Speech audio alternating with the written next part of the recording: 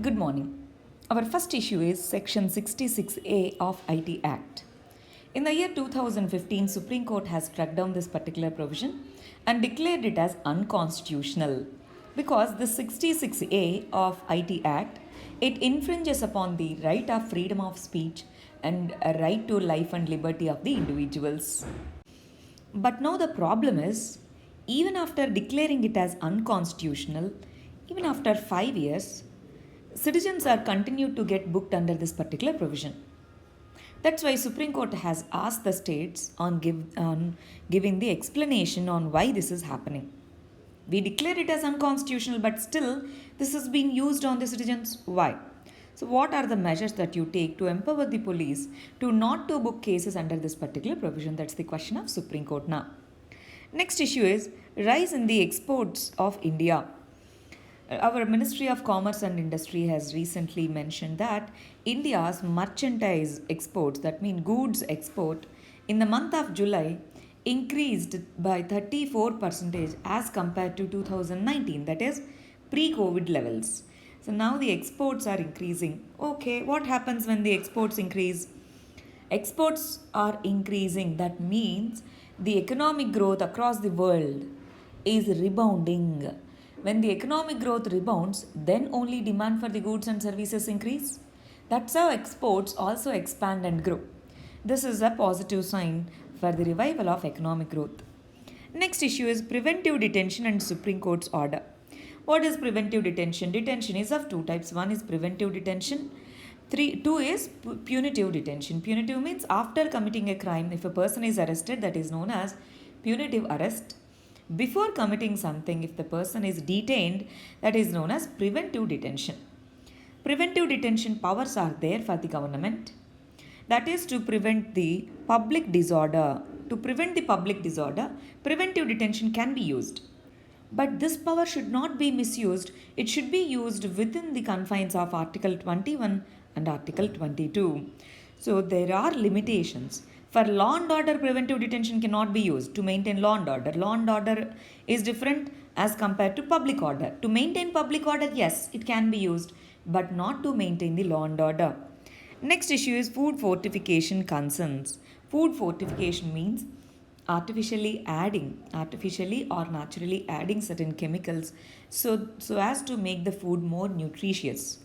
More nutritious food is good, but the concern is if we make, let's say, rice as more nutritious, we are missing out on the diversity of diet. So, in this context, major problem with chemical fortification. There are two types: biological fortification, which is known as biofortification. Chemical fortification, we add certain nutrients, isolated nutrients to the food, which is known as chemical fortification.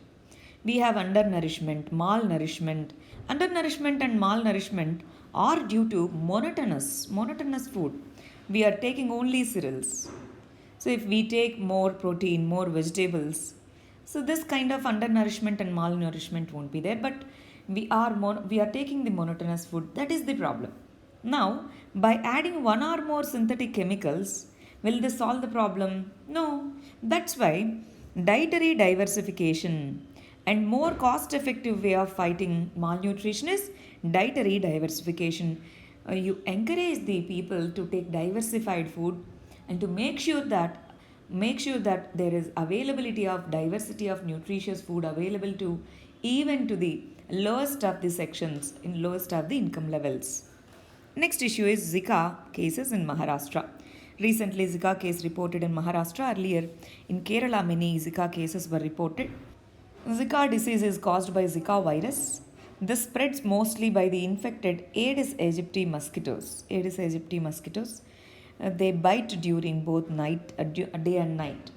And this particular virus can also be transmitted through sexual transmission. It leads to Guillain-Barré syndrome, which is a nervous syndrome, neural disorder. In pregnant women, Zika virus can lead to microcephaly in the newborn child. To address this problem, central government has sent a dedicated team, and Maharashtra is planning for a containment plan to address this particular issue. Next is rebounding PMI. PMI means Purchasers Managers Index PMI, manufacturing PMI services there are two. We are talking about PMI manufacturing. IHS Markit, this is one company. This private company releases monthly PMI based on managers' perception of the growth. That means this is August. So they in the starting of the month itself they ask the perception of the managers what would be the manufacturing output. Based on the perception they give this particular data. If the score is the total score is between 0 to 100. If the score is at 50, there is no change in the output. If it is greater than 50, the managers speculate that growth will be there. If it is less than 50, that means managers think that manufacturing growth goes down. That's how PMI manufacturing this month, for this month, July month, PMI is in the positive zone, that is more than 50. That means it predicts that manufacturing rebounds happens. Next issue is our Prime Minister has launched e-rupee. E-rupee is not digital currency. E-rupee is not cryptocurrency. It is simply a digital voucher app. E-rupee is a digital voucher. It's not cryptocurrency. It's not central bank digital currency. This is person and purpose specific cashless digital payment solution. That means, let's say if you have to donate something, you can donate that voucher. So that's how it works. E-rupee is cashless, contactless instrument for digital payments. It is developed by National Payments Corporation of India using UPI, National Payments Corporation of India, using its UPI platform. It is based on Jan Dhan Aadhaar and mobile system, JAM system. It is not cryptocurrency, it is not digital currency.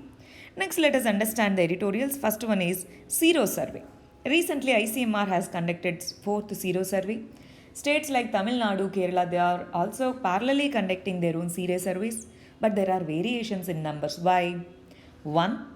Inconsistency in the methodology used. Zero survey means blood sampling survey. So there are different methods employed by different agencies. So there are inconsistencies. 2. Sampling methods. So there are different sampling methods. We are not going to take data from everyone. We are going to take data from samples, a few individuals only across various states. Samples differ, age groups differ, and then antibodies for, let's say, third Zero survey and fourth Zero survey. Some people who had antibodies earlier might not have antibodies because antibodies decay. They disappear over a time. So these are all the issues. That's why there is divergence between the Zero surveys of various agencies. But Zero survey as a tool is important.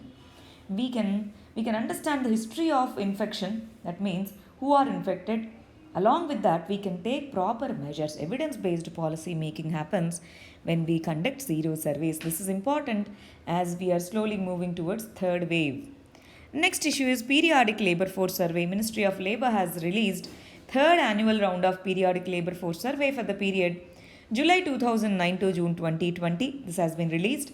PLFS, Periodic Labour Force Survey, considers three important indicators. 1.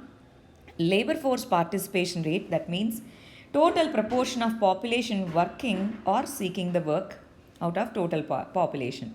Worker population ratio, that means proportion of population that is working as compared to total population. Unemployment rate, UR, proportion of population in the labor force that is seeking the job but are unable to get the job. That rate is known as unemployment rate. But we don't have poverty data. Poverty data was published in 2012. So agricultural income data was published in 2013. There is no proper data. Yes, PLFS is conducting the unemployment survey, but without proper data, PLFS won't be much effective. So data consistency, proper regular release of data, that has to be considered to enhance the effectiveness of such surveys. Next issue is cyber threats and Indian democracy, recent Pegasus case. Yes, surveillance softwares are important for national security. But are we also balancing the human rights and civil liberties? That's the question. Yes, we should. Yes or no in the democracy? Supreme Court in Puttaswamy case said that privacy is constitutionally protected under Article 21 and India is signatory to Universal Declaration of Human Rights. So, cyber threats like Pegasus, they impact the democratic value if they are not following the due process of law. They have to be within the bounds of the law. Otherwise, democracy would be at that threat. Next issue is criminalizing the welfare. There are many laws that criminalizes certain social aspects. For example, beggary. Beggary is criminalized. But is beggary a crime? So, what is the core issue behind this? There is deprivation, social economic deprivation behind it. Similarly, criminalization of triple talaq. In such areas, government should focus more on the welfare aspects than the legal aspects. So, welfare, awareness, providing minimum facilities, these should be focused. Next issue is educators must be creative. Our national education policy proposes for critical thinking, problem solving skills, communication and collaboration, creativity, innovation, flexibility, adaptability, initiative and self direction. Likewise, there are there are many qualities that are desired under this particular policy. But can we inculcate all this without quality educators? So, in this context, educators must be creative. That's the issue. These are today's articles. Thank you very much. All the very best.